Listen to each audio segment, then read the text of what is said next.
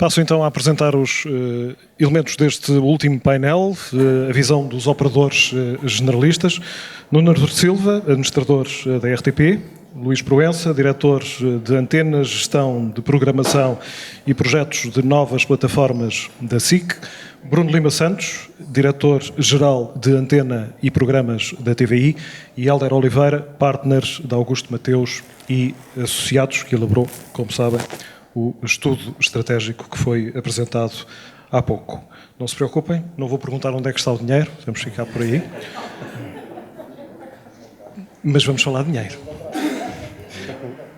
Então eu começaria por citar alguns dados que estão no estudo que foi apresentado. Entre 2005 e 2015, são dados do Omnicom, a quebra de 33,6% nas receitas publicitárias dos canais generalistas FTA.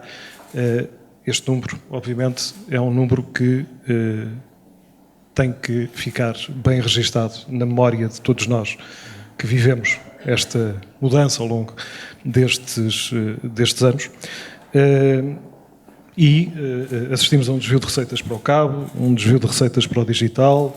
Vivemos uma crise conjuntural, como todos sabemos.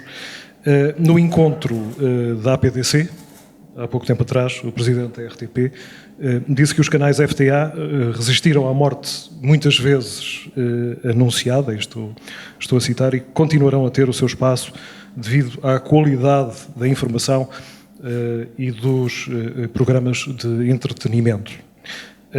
Eu começaria por perguntar, Nuno Artur, estás ao meu lado e mais a jeito, estamos a falar do presidente da RTP, que esteve aqui connosco há pouco. Qual é esse espaço hoje e qual vai ser esse espaço no futuro imediato? Perguntas sobre o futuro é sempre... são fáceis de responder porque podemos dizer o que quisermos. Neste caso não podemos dizer que a Deus pertence. Mas de qualquer maneira, eu acho que é preciso ver o histórico. Eu acho que os canais generalistas, a importância deles tem a ver com o seu lastro histórico, por um lado, porque tradicionalmente foram os canais que agregaram um maior número de pessoas.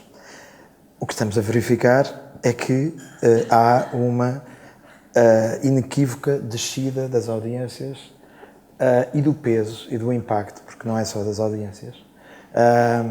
Há uma inequívoca perda de importância dos canais generalistas. A própria definição de canal generalista pode ser discutível, porque em alguns casos, alguns períodos de determinados canais podem ser menos generalistas do que já foram, são menos generalistas do que já foram. Portanto, é um cenário em mutação. Agora, continua a ser aí que estão alocados os maiores orçamentos e as maiores receitas publicitárias.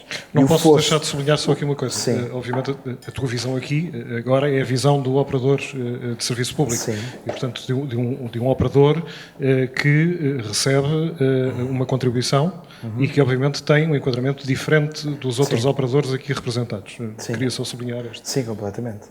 E mesmo em relação à questão publicitária que disseste, é preciso não esquecer que hoje o que corresponde do orçamento da RTP à receita publicitária, enfim, aos intervalos publicitários, é 10% do orçamento da RTP. E, portanto, podemos dizer que, mais do que nunca, a RTP deve posicionar-se maioritariamente para trabalhar para as pessoas que pagam a contribuição audiovisual e, portanto, nesse sentido, a RTP tem uma postura radicalmente diferente dos privados e, ao posicionar-se dessa maneira, posiciona-se, não como dizíamos há pouco, por exemplo, não posicionamos para o consumidor, não nos posicionamos para dar às pessoas aquilo que elas querem, posicionamos para interpretar um certo sentido do que deve ser o serviço público. E, portanto, de uma maneira muito concreta, se os outros canais têm uma lógica comercial que aponta para ter os programas que mais pessoas veem, a RTP deve apontar para ter os programas que de outra maneira não existiriam se não fosse a RTP.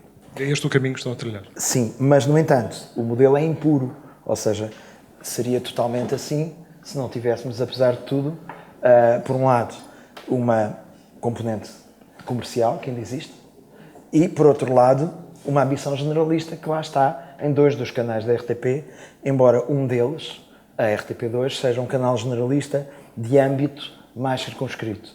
Mas, portanto, tendo não é ambição, está no contrato de concessão, a definição de canal generalista, portanto, isso significa que um canal generalista é um canal para toda a gente, ou para o máximo de pessoas possível. E, portanto, nós temos que jogar, digamos, do ponto de vista da estratégia de audiências, um jogo duplo, que é, por um lado, em promover a diversidade, por outro lado, em ter algumas âncoras que permitam que o canal seja visitado por toda a gente. E isso é o equilíbrio que estamos à procura de fazer. Em relação ao futuro, eu acho que o futuro, a pergunta não é tanto, parece-me que, o mais interessante parece-me que não é tanto o futuro dos canais generalistas, mas o futuro das estações que têm canais generalistas. E aí, posso dizer, para tornar a coisa um bocadinho mais, digamos, apimentada, eu acho que o futuro das televisões passa por um investimento de quem neste momento tem o dinheiro, que são os distribuidores. E, portanto, parece-me, concretamente no caso português, inevitável que... Portanto, já respondeste à pergunta que eu não fiz. Sim, parece-me inevitável que o futuro, sobretudo das televisões jornalistas privadas em Portugal, parece-me inevitável que tenha que passar, visto que são canais que exigem capital intensivo, investimento constante, renovação, parece-me inevitável que, olhando à volta e vendo quem são, onde é que está o capital intensivo, onde é que está a capacidade de investimento, parece-me inevitável que o futuro dos canais privados passa por aquilo que aconteceu agora na América com a compra da Warner Brothers pela AT&T. Está lançada a frase para os jornais citarem, se quiser.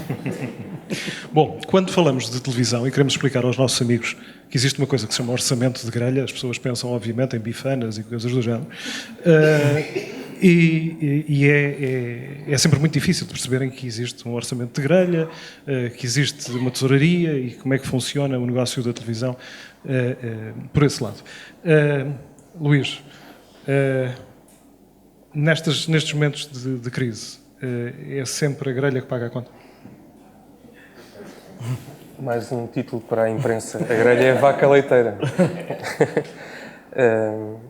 O essencial do orçamento de exploração dos canais de televisão, sejam generalistas, sejam temáticos, no limite da oferta até a multiplataforma, está sempre associada a essa gestão, ou seja,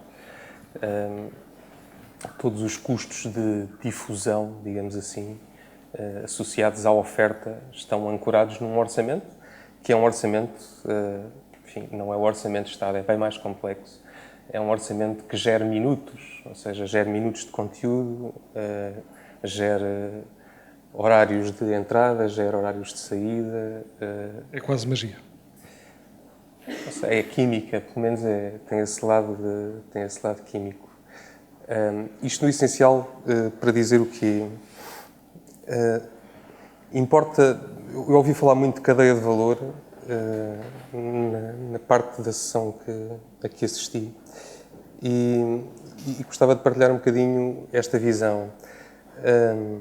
Se nós olharmos para há 10 anos atrás, talvez um pouco mais, nós tínhamos basicamente na cadeia de valor do negócio de televisão, que era um negócio praticamente gratuito, pela distribuição aérea que era feita dos canais FTA. Quando digo 10, se calhar são 15 anos, na verdade. Nós olhávamos para uma cadeia de valor onde havia, na verdade, no essencial, 3 intervenientes. Havia, digamos que os produtores, os canais, enfim, os operadores de televisão tinham uma componente mista, eram igualmente produtores, agregadores, mediadores, intermediários, agência de talentos, enfim, por aí além, no nosso ecossistema, e depois havia o consumidor. A partir do momento em que nós passamos a ter uma penetração da distribuição de televisão em Portugal, que atinge hoje, julgo que de acordo com os dados da Anacom, 80% ou 82% através daquilo que vulgarmente chamamos o cabo, nós na verdade temos um retrato completamente diverso daquilo que tínhamos atrás. E eu sinto que, de alguma forma, aquilo a que podemos chamar as indústrias criativas associadas ao audiovisual em Portugal, e aqui estou a incluir os produtores, estou a incluir os criadores, estou a incluir a arte, mas também estou a incluir os intermediários, como os operadores de televisão. No fim do dia, toda esta cadeia de valor cresceu brutalmente, do ponto de vista do investimento que o consumidor faz, tendo um retorno muito mais seletivo, sendo muito mais ele a escolher, sendo cada vez mais ele a programar a sua vida na relação que tem entre o tempo disponível e o consumo de entretenimento. Mas, na verdade, a cadeia de valor rebentou. Onde é que eu quero chegar? Basicamente, aquilo de que se trata hoje em dia, e isto vai um bocadinho ao encontro daquilo da provocação, salvo seja do Nuno há pouco, aquilo de que se trata hoje em dia, no essencial é isto, ou seja, o FTA está, enfim, por via do contexto da oferta multiplataforma, em Portugal até com bastante resiliência comparado com outros mercados, a que podemos chamar mais maduros, porque tem outra escala e tem outro investimento e tem outra capacidade de internacionalização dos seus conteúdos. Em Portugal, o FTA tem alguma resiliência, mas está em erosão. Enfim, eu não fui ao microscópio ver, mas nos últimos 6 meses, 1 ano, o FTA terá perdido uma cota de mercado muito relevante. E quando falo de cota de mercado, estou a falar de cota de consumo, mas estou igualmente a falar de cota de receita publicitária.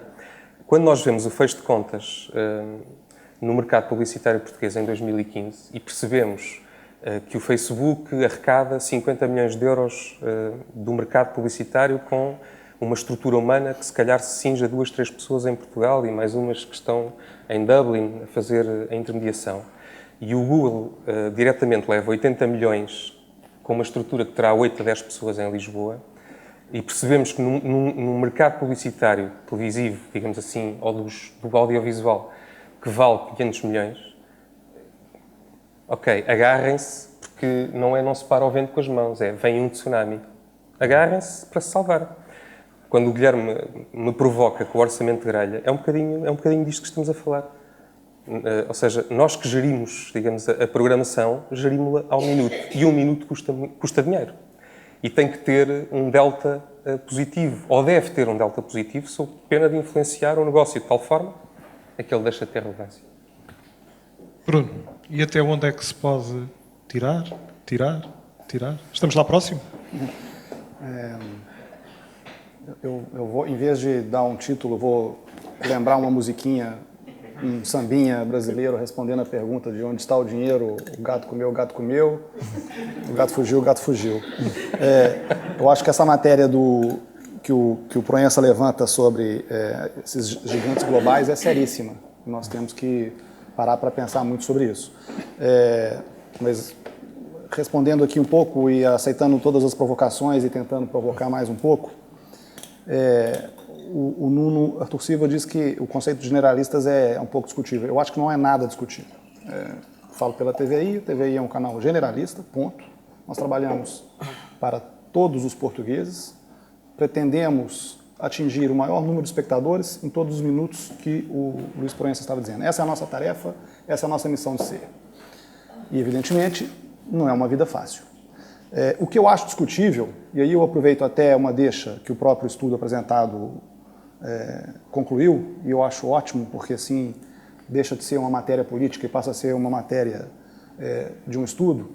O que eu acho discutível é o conceito de FTA, né? Ou seja, pensem o que é FTA. FTA é free to air, quer dizer, num país onde de cada 10 pessoas, 8 assinam cabo, onde é que está o free to air aqui, né? Já deixou de ser há muito tempo. Portanto, eu acho que esse é o conceito discutível. E, nessa medida, os canais generalistas vivem sobre uma pressão muito grande, como o Luiz Proença disse, ou seja, e o Nuno Silva também. Nós perdemos fácil 10 pontos de cota nos últimos 6, 7 anos. E isso paga-se. E isso esmaga a indústria. E eu vou ficar por aqui para deixar você fazer mais perguntas. Eldora Oliveira, há pouco estávamos a falar do espaço que sobra para os canais generalistas, para os canais free-to-air no futuro. Estatisticamente, olhando para os dados, projetando-os, qual é esse espaço? Pois, essa é a grande questão. É, efetivamente, como é que no futuro os canais generalistas vão, se calhar, ter de diversificar os seus negócios e as suas plataformas de de operador para atingir mercados diferentes daquele que tem hoje com esta dimensão.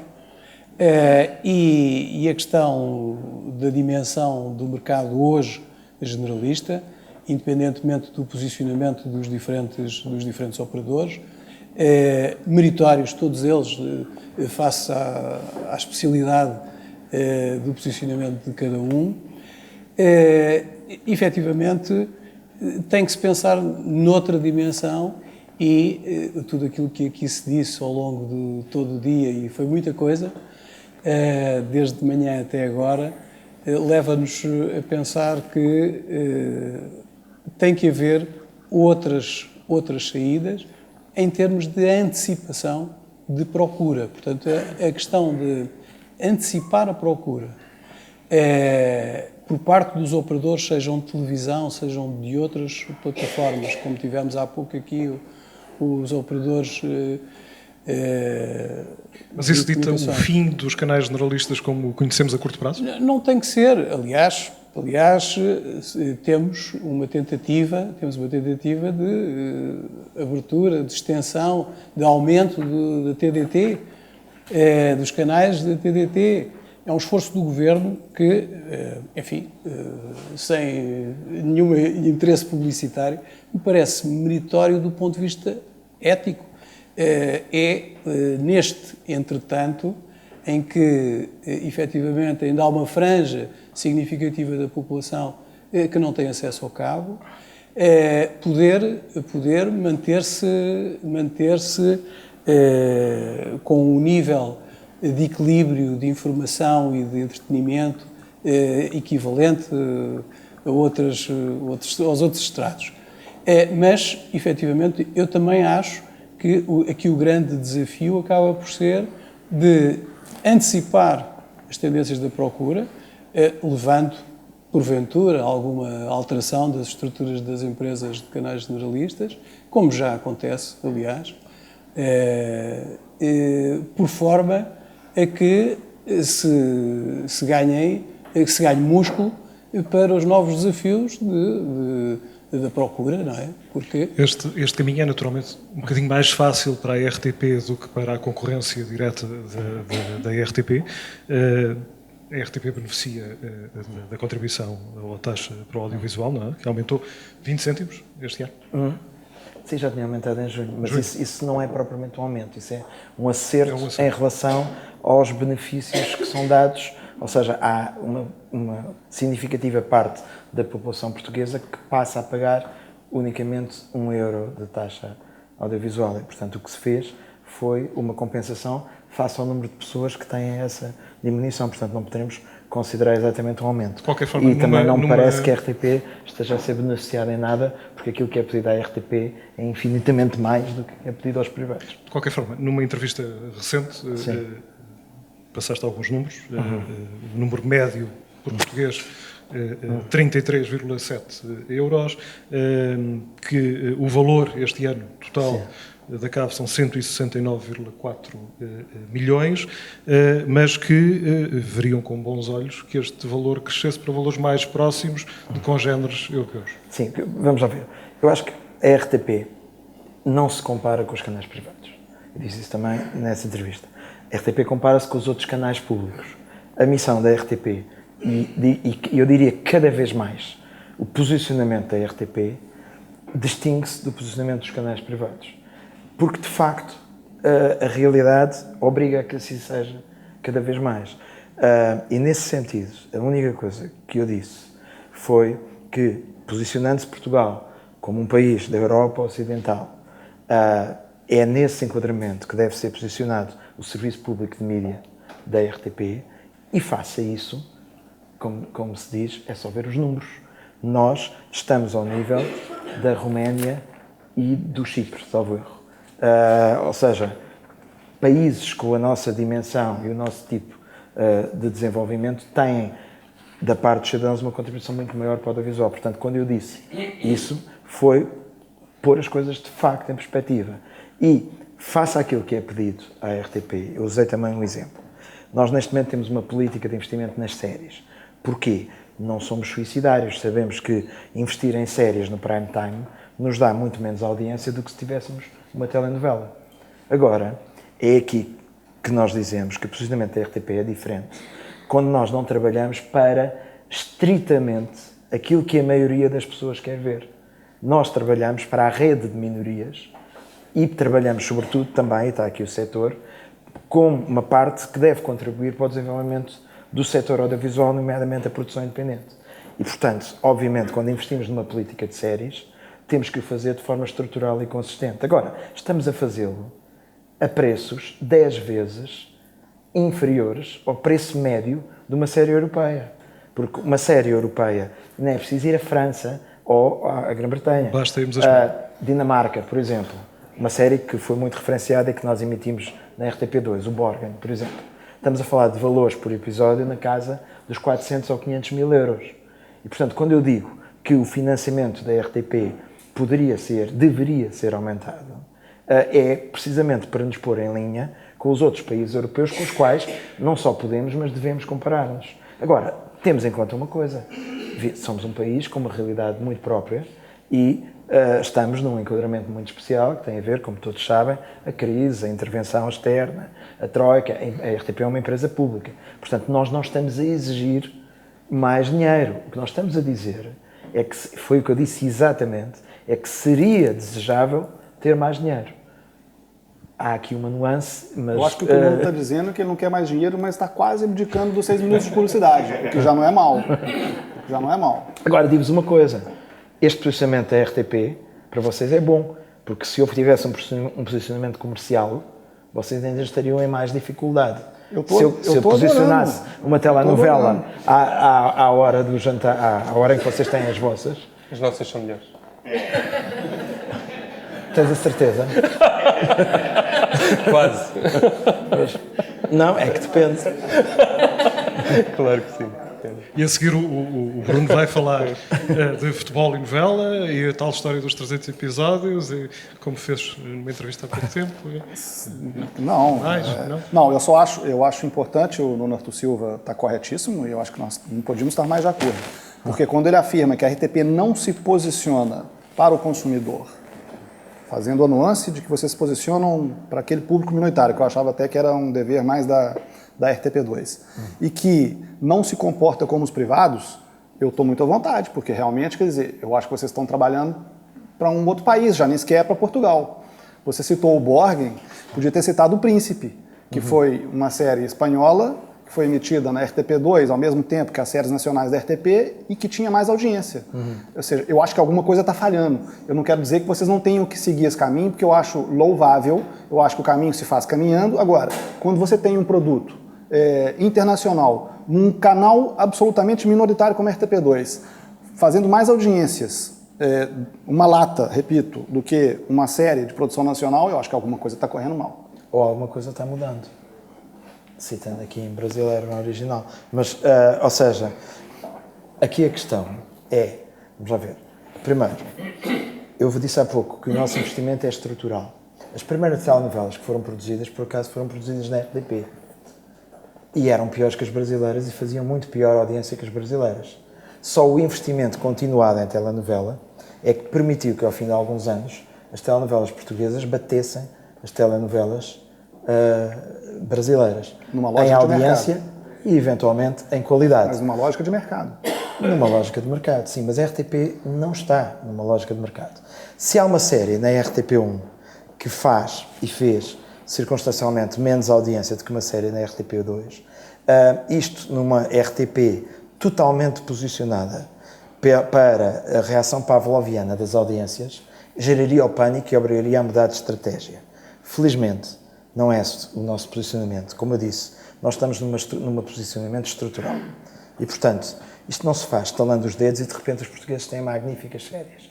Para além de que vocês têm um produto de 6 em 6 meses, ou de ano a ano, a TVI está-se a especializar em novelas que, aliás, duram vários anos.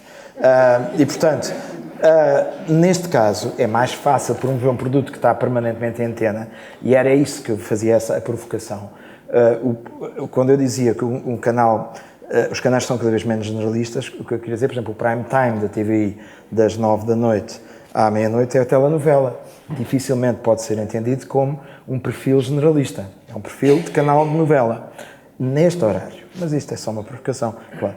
Agora, não vamos falar circunstancialmente do que aconteceu em determinado dia a determinada hora, porque precisamente, e é isto que talvez custe um pouco a perceber, a RTP não está sofregamente a pensar na audiência que determinado programa teve a determinada hora. É claro que não ficamos contentes quando uma série portuguesa perde para um formato enlatado brasileiro. Ficamos contentes quando o The Voice ganha a um reality show da TVI. Isso ficamos.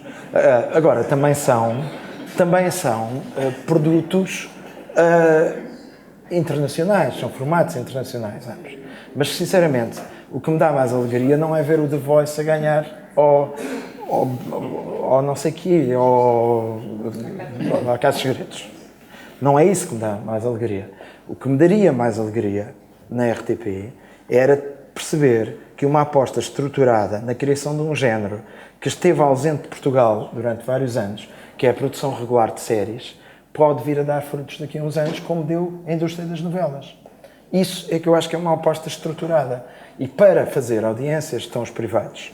Para fazer apostas estruturadas, como dizia o professor Augusto Mateus, de mudar o paradigma, de fazer qualquer coisa, é essa a missão da RTP. Agora, isso, meus caros, demora anos e é feito de tentativa e erro.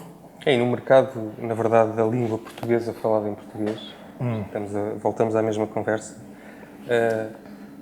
curiosamente não haveria, chamemos, indústria ou oficina da ficção portuguesa que pudesse permitir uma visão mais estruturada, mais prolongada no tempo para trabalhar o género de série, se não houvesse, do lado dos parceiros, digamos assim, dos canais comerciais, claro, uma oficina ou duas oficinas, para não chamarmos indústria das telenovelas, porque não haveria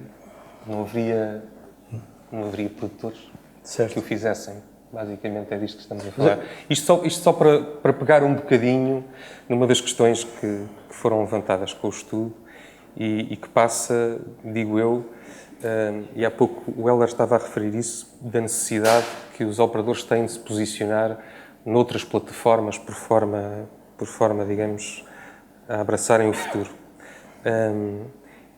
E há pouco estávamos a falar, e pegando um bocadinho no benchmark do estudo, eu estava aqui a dizer ao Heller que, por exemplo, quando estamos a falar de outras plataformas e de oferta não linear, a Netflix entrou na Europa do Sul aqui há 1 ano e meio, 2 anos, e adotou uma política à época de criar uma série de ficção em cada um dos países onde ia entrando, e para o ano que vem estará a alargar, digamos que a disponibilizar over the top TV, uma série chamada A Peste, uma série com capacidade de investimento de produção que já está acima dos dinamarqueses, portanto estamos a falar de €500 mil por episódio, no mínimo.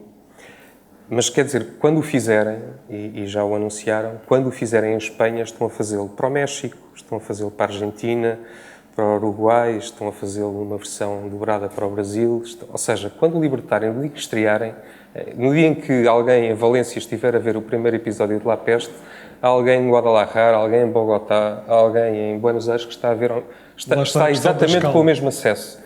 E estamos a falar de uma questão que é a escala da língua. Falou-se da questão do protecionismo do Brasil em relação às indústrias exteriores, não é? Na verdade, por muito que nós pudéssemos desenvolver um hub, uma parceria nacional à lógica nórdica, a longo prazo de vir a desenvolver séries thriller, procedural dramas, que hoje já não são faladas em norueguês ou em dinamarquês ou em sueco, mas são faladas em inglês com atores canadianos, australianos e norte-americanos e ingleses incluídos nos elencos.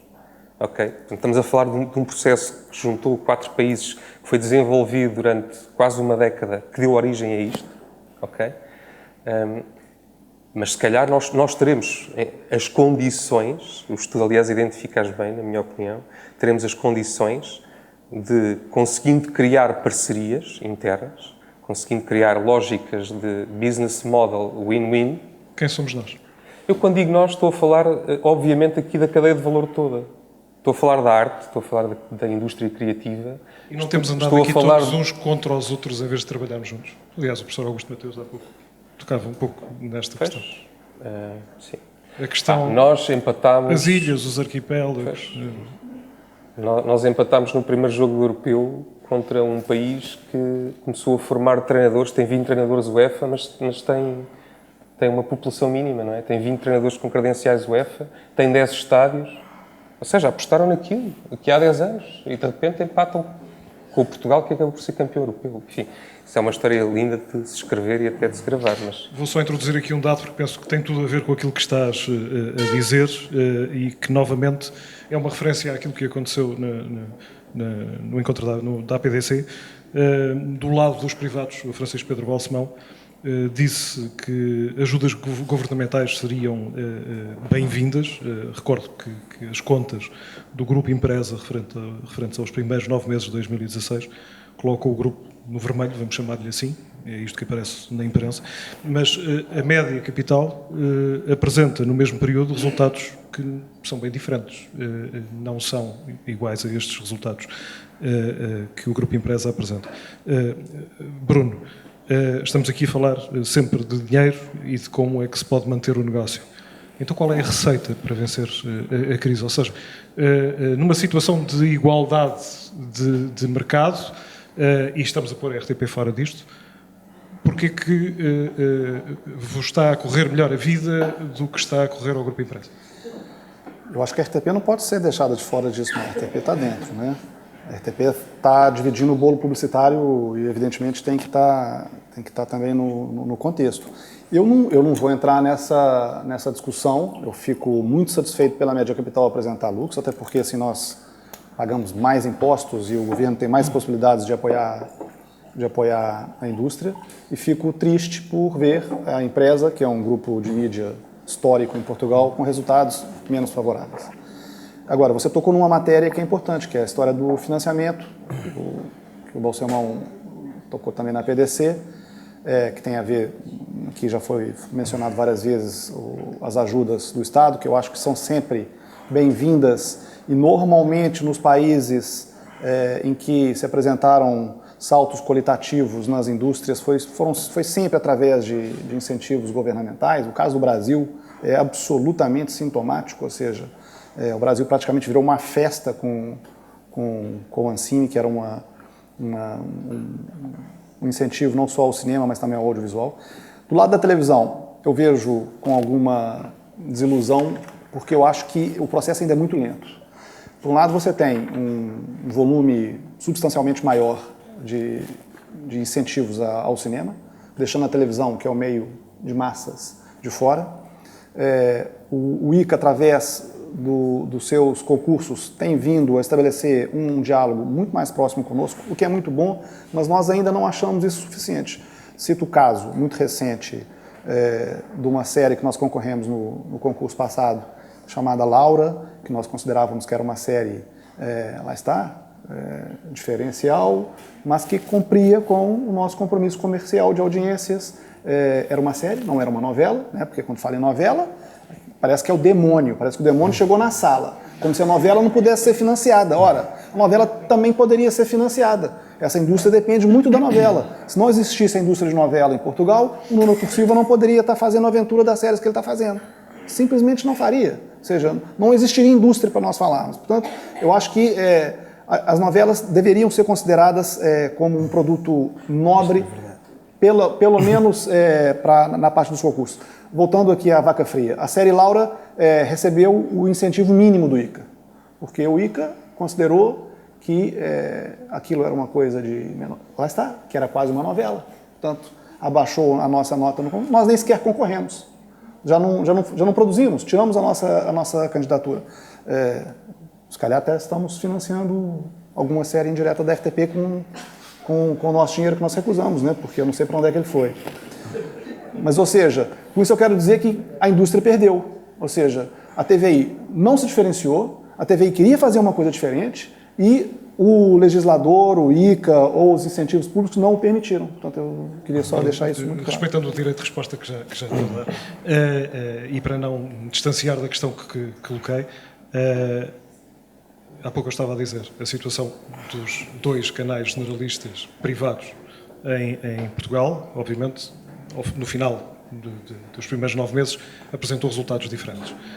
Não te vou perguntar se, até porque sabemos que isto é matéria que tem a ver com a gestão dos próprios canais, se existem abordagens diferentes, poderia colocar aos 2, mas não me vão responder naturalmente.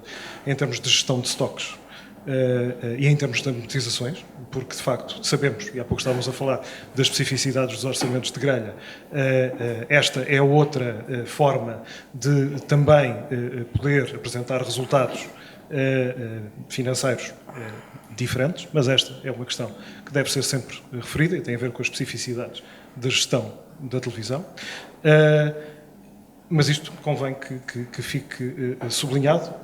Penso que existem políticas diferentes nos 2 operadores, mas os resultados são aqueles que são apresentados. Ambos auditados e muito auditados, né? Vamos deixar de sublinhar também isso. Nuno Artur, direito de resposta. Bem, eu antes de mais quero dizer que para a RTP, para a RTP e para o audiovisual português, é muito importante que a SIC e a TVI estejam muito bem e muito bem de saúde financeira. Ou seja, por exemplo, usando o exemplo da TDT, é fundamental que a SIC e a TVI também tenham canais na TDT. É fundamental que a SIC e a TVI tenham capacidade de produzir para além, digamos, daquilo que são forçadas a produzir nesta lógica de novelização, digamos, em que estamos. Portanto, deixar bem claro que não é com alegria nenhuma que nós na RTP, neste momento, sustentamos praticamente tudo o que é documentários, cinema, praticamente sozinhos, porque os outros não o podem fazer. Não é não querem fazer, é não podem fazer. E, portanto, isto é grave, é uma coisa que é grave para o audiovisual português. E, portanto, quero deixar muito claro que a nossa posição, obviamente, e aqui sim, falamos de cooperação, ou seja, nós não estamos contra a SIC, nem contra a TVI de maneira nenhuma, pelo contrário. Nós gostaríamos muito que a SIC e a TVI tivessem, para além do que já fazem, maior capacidade de produzir documentários, maior capacidade para a produção de séries, porque isso significaria precisamente que teríamos uma indústria audiovisual. Coisa que, de facto, quase não temos, tirando em áreas específicas, como é a produção de telenovela. Isso queria dizer. Pois, por outro lado, queria dizer que não é verdade a questão de sem telenovela não havia séries. Antes das telenovelas, produziam-se séries em Portugal. Aliás, uma breve incursão histórica talvez valha a pena para pensarmos, porque estas coisas não nascem do ar. Vamos lá ver. O que nós estamos a sofrer, todos aqui, todos que trabalhamos na indústria audiovisual, é uma questão que é uma contingência histórica, que é, houve uma ditadura até 1974. Havia uma televisão única, controlada pelo Estado. O género ficcional e o género documental não faziam parte, porque isso contradizia a lógica da ditadura. Portanto, o género, quando se vê a história dos 50 anos da RTP, feita pelo Vasco Hogan Teves, os protagonistas são todos apresentadores de entretenimento. Isto não é por acaso. É porque não era produzido ficção, nem era produzido documentário, porque isso ofendia, era perigoso e era censurado. A seguir à Revolução, há uma coisa que, de facto, tem uma importância absolutamente vital, que é a introdução da telenovela em 1976 ou 77, que é quando o Carlos Cruz compra a Gabriela Cravo e Canela. E a partir daí, a telenovela torna-se o género dominante da ficção em Portugal. Um género que era, de facto, dominante em países com escala de continente, os países sul-americanos, mas que em países ocidentais não tinha lugar no prime time, ocidentais europeus. E, portanto, o que aconteceu com a telenovela foi, de facto, o efeito eucalipto. Depois há outra coisa aqui, que também não é de menosprezar, que é o caminho que o cinema português levou.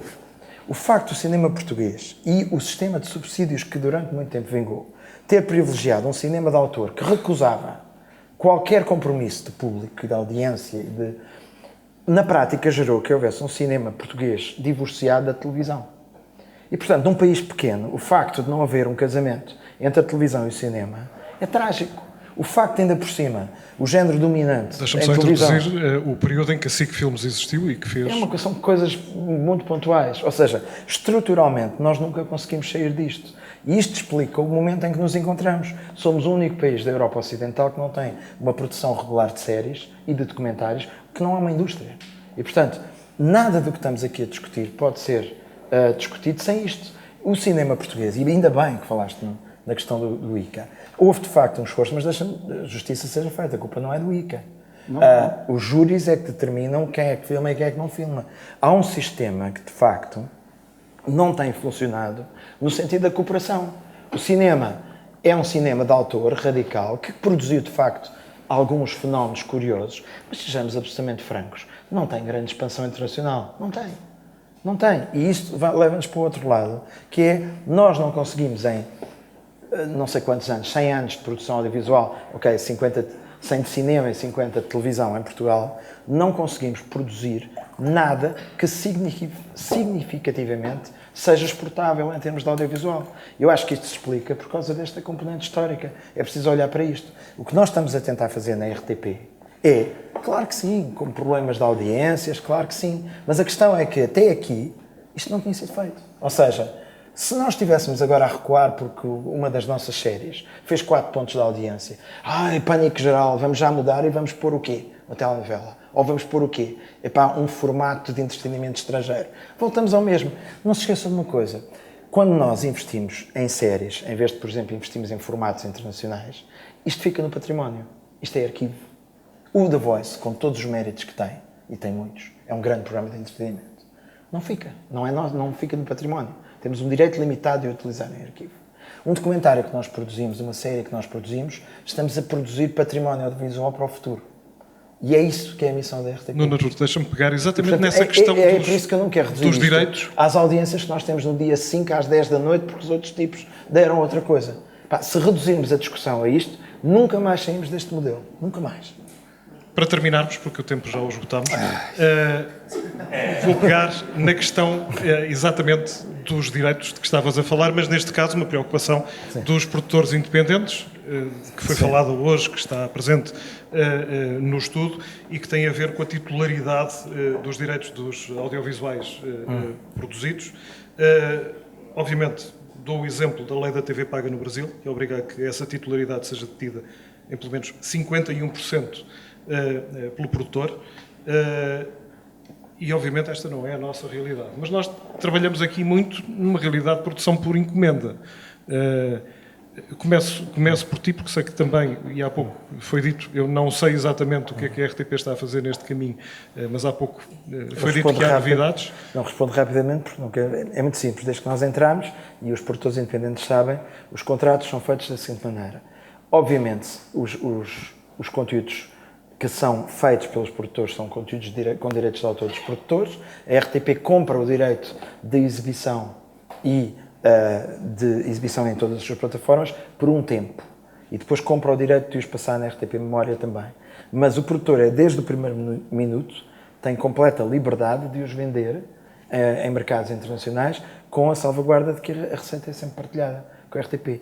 Ambos, aliás, a RTP também tem um mecanismo de vendas. Com uma partilha de valores fixos? Com uma partilha varia, consoante os casos. Mas é muito claro para nós, não há nenhum incentivo ao produtor independente se os direitos forem todos da televisão. Portanto, aquela lógica que em tempos a RTP praticou de tudo é obra de encomenda, é obviamente um disparate. É uma coisa que parece uma boa ideia numa primeira fase, porque dá à estação todo o direito, mas não incentiva a produção independente. Agora, a lógica dos privados, curiosamente, poderá ter que ser diferente. E vou, se calhar, aqui fazer mais uma pequena provocação, porque o futuro está em quem tem os direitos de autor, de facto. E há riscos graves de as estações de televisão, os operadores, passarem, se não forem produtores, passarem a ser irrelevantes. Ou seja, neste momento, se eles se limitarem a ser Estamos outra vez do quem é quem na cadeia de valor. Sim, se limitarem a ser agregadores sem direitos, são facilmente descartáveis pelos distribuidores, por tudo o que apareça de Netflix. Portanto, a sobrevivência, diria eu, dos canais privados, sobretudo, insisto, a RTP tem um papel diferente, a sobrevivência dos canais privados passa por se constituírem coprodutores e, portanto, terem os direitos. Se não tiverem os direitos, passarão a ser irrelevantes na cadeia de valor. A RTP não pode, lá está, a RTP não pode ter esse posicionamento, porque a RTP tem a obrigação de incentivar a produção independente. E, portanto, são lógicas diferentes e, como eu disse no início, provavelmente cada vez mais diferentes e daí cada vez mais importante a situação da RTP. Luís, seria aceitável este cenário, como este cenário que eu referi da lei da TV paga no Brasil, dos 51% para o produtor, 49% para o canal? Evidentemente que isso também, pegando um bocadinho aqui na questão do incentivo, voltamos ao mesmo, ou seja, para os operadores privados, a questão do direito é evidentemente uma questão crítica, como o Nuno diz. Por outro lado, a produção, quer do género telenovela, e gostava de fazer aqui um parênteses, uma questão de rigor e de verdade, dizer que da internacionalização dos conteúdos que são produzidos em Portugal, do género de telenovela, está, enfim, evidentemente porque é o caudal de maior produção, mas é aquele que efetivamente tem sucesso comercial no estrangeiro. Achei claro. Ou seja, quer as novelas da TVI, quer as novelas da SIC, são os produtos que nós conseguimos exportar, onde adquirimos um grau de expertise e, digamos, de relevância nos mercados internacionais. Eu, quando falo de mercados internacionais, estou a falar de alguns mercados que podem ser considerados secundários, como mercados, eventualmente, do leste da Europa, mas também estou a falar de alguns mercados que, para este género, são mercados relevantes, como mercados latino-americanos. Ou seja, o que eu quero dizer, e também pegando um bocadinho naquilo que o Bruno dizia há pouco, o género de telenovela produzido em Portugal é um género high quality. Onde é que eu quero chegar? Se algum dia houver uma via para se entender que este género deve ser dinamizado internamente, que deve haver aqui um envolvimento do próprio Estado, do ponto de vista quer regulatório através do ICA, que na verdade não permite, e a culpa não é do ICA, falta dizer, não permite que haja incentivo ao investimento neste género. Eu não tenho a menor dúvida de que este é o primeiro género, se não quisermos de repente perdermos na névoa do tempo, este é o primeiro género em que a indústria portuguesa deveria fazer apostas. Eu, quando digo a indústria, estou a dizer a indústria e, evidentemente, aqui o Estado. Fazer apostas, Luís, significa... Fazer apostas significa... que parte do investimento não esteja no canal, significará, inevitavelmente, estabelecer modelos de partilha, no limite até com o próprio Estado. Onde é que eu quero chegar? Nós temos situações de alguns Estados que, no apoio ao cinema e ao audiovisual, eu vou falar de Marrocos, por exemplo, mas também posso falar de Inglaterra ou posso falar da Irlanda, em que os incentivos que os Estados colocam de disponibilidade para os produtores internacionais, não são os locais, são os produtores internacionais, poderem trabalhar e produzir e filmar, captar nestes locais, permitem que as produções tenham um custo, inevitavelmente na origem, muito mais baixo e que sejam muito mais concorrenciais. Portugal, o que é que faz? Nós temos que pagar licenças camarárias para filmar. Pelo amor de Deus, quer dizer, sejamos claros, é disto que estamos a falar. Portanto, como dizia o professor, é o buraco que fica lá no fundo da parede, não é? Pronto. Portanto, a relevância dos direitos aqui, inevitavelmente, é uma questão que tem a ver com, diria assim, neste contexto de sustentabilidade / perda de sustentabilidade, é uma questão evidentemente relevante. Agora, eu não digo que, havendo aqui conciliação triangulada, é lógico que é isso que faz sentido, não é? Bruno, reveste naquilo que o Luís disse? Sim, eu só acho o seguinte, eu acho ótima possibilidade, estamos de acordo, Nuno, a possibilidade que a RTP tem de dar aos produtores independentes. Não acabarmos em paz. Sim, não, acabamos sempre em paz.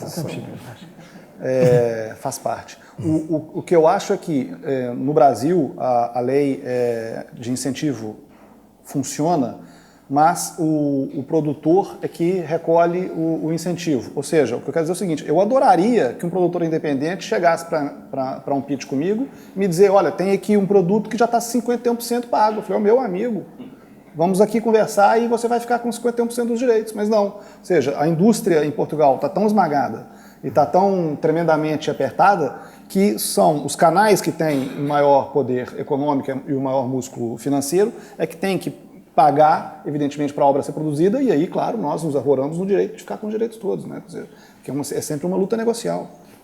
Meus senhores, muito obrigado. Já passamos largamente o nosso tempo.